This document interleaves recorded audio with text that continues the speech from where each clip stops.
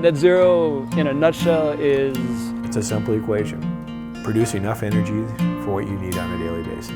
We have energy needs on campus, and currently we're drawing a lot of that from the grid.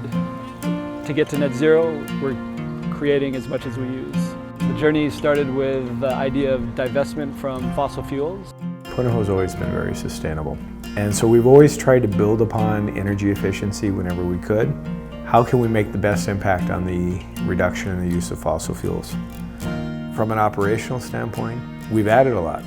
We have multiple programs that go on after hours here on campus. And despite that, our energy consumption from about 2008 has actually dropped about 1%. It may not sound like a lot, but if you actually go and look at the layers or the amount of activity that has increased over that time on this campus, that's pretty impressive.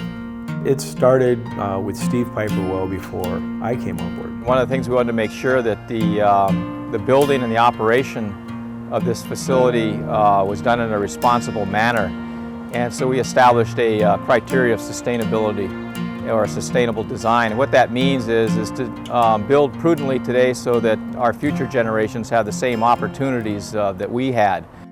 Steve had already done a major lighting retrofit on campus, but when the trustees and the leadership decided back in 2002, 2003 that Case Middle School would be a LEED certified gold project, that was really the first public commitment to not only looking at energy, but looking at water, looking at the quality of air in spaces, looking at the natural day lighting, looking at what we're doing with our waste streams, how you orient the buildings to take advantage of natural winds.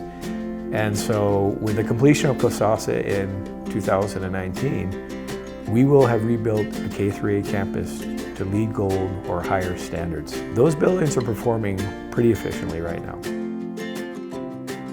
To make K-1 the first LEED Platinum was somewhat intentional.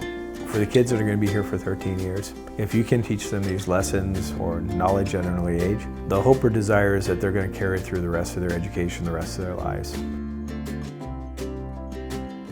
When the building was originally designed, the PV was expected to handle probably about 62% of the required loads for the project. But we found after 1 year they were actually 92 to 96% off the grid. So, 30% improvement than what was originally projected. So they're very close to being net zero. In terms of construction, Punahou has done a great job in the new buildings on campus. They are visions of the future currently in terms of what buildings should look like. We have the luxury of having a 76-acre campus, which makes getting net zero a little bit harder. We have many buildings, historical buildings, new buildings, and to be able to tie those all together, I think Punahou is making a statement, and the right one at the right time.